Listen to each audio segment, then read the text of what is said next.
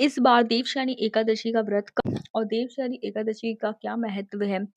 क्या हम व्रत में खा सकते हैं? हम क्या कर सकते हैं? इसकी शुभ मुहूर्त सब कुछ मैं आपको इस वीडियो में बताने वाली हूँ।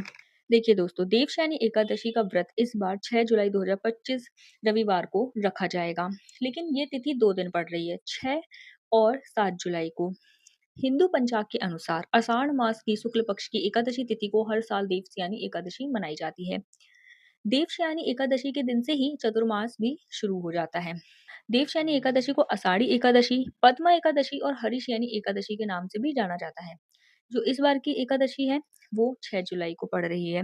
एकादशी की जो तिथि शुरू हो रही है, वो 5 जुलाई को शाम 6:38 पर शुरू होगी और ये तिथि का समापन होगा 6 जुलाई को रात 9:14 पर और देवशयनी एकादशी के व्रत का पारण हो किया जाएगा 7 जुलाई को सुबह 5:29 से लेकर 8:16 तक।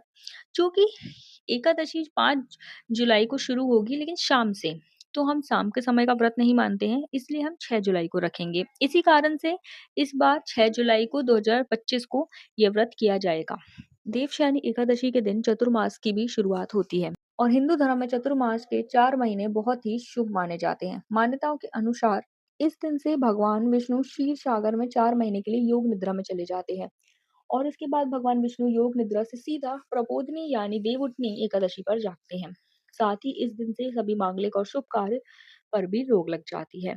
देवशयनी एकादशी वैष्णव और भगवान विष्णु के भक्तों के लिए बहुत धार्मिक होती है। यह प्रसिद्ध जगन्नाथ रथ यात्रा की ठीक बाद मनाई जाती है और इसी दिन से चतुर्मास की शुरुआत हो जाती है।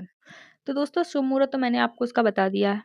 एकादशी की पूजा विधि के बारे में मैं आपको बता देती हूँ। इस दिन रात को विशेष विधि विधान से भगवान विष्णु की पूजा करते हैं। फिर पीली वस्तुएं, विशेषकर पीला कपड़ा, पीला भोग सब कुछ और खुद भी पीले कपड़े पहन के हम इसकी पूजा करते हैं।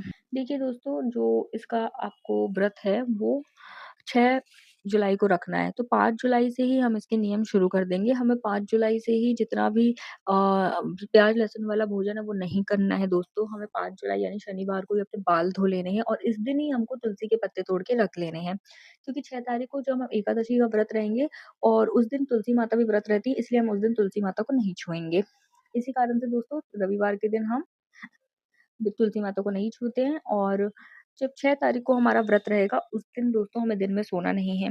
आपको अपना पूजा करनी है, नियम से करना है, जैसे हम बाकी एकादशी की पूजा करते हैं। इसके साथ दोस्तों आप डायरेक्ट मंदिर में जाके भी दो पूजा कर सकते हैं। इसमें आप फलाहार ले सकते हो दोस्तों, जो भी खाना है हमें पीला ही खाना है। अब इसका जो व्रत का पारण है, वो दूसरे दिन होगा। आप रात में सो जाइएगा, दूसरा दिन इसका पारण होगा। पारण का जो मैंने समय बताया है, वो होगा सुबह 5:29 7 जुलाई को। तो दोस्तों, आप इसका सुबह जब पारण कर लीजिएगा, आपको जो भी बनाना है आप वो बना सकते हैं। जो भी बनाइएगा पीला बनाइएगा, तो अच्छा है, भगवान को आप इसको भोग लगाइएगा और फिर खुद खा लीजिएगा। तो इस प्रकार से आपको ये व्रत रखना है दोस्तों। इसके साथ ही दोस्तों मैं आपको बता दूँ, देवशयनी एकादशी पर विशेष वरदान मिलता है, सामूहिक पापों और समस्याओं का नाश होता है, साथ ही व्यक्ति का मन भी शुद्ध होता है, दुर्घटनाओं के जो भी योग होते हैं वो टल जाते हैं।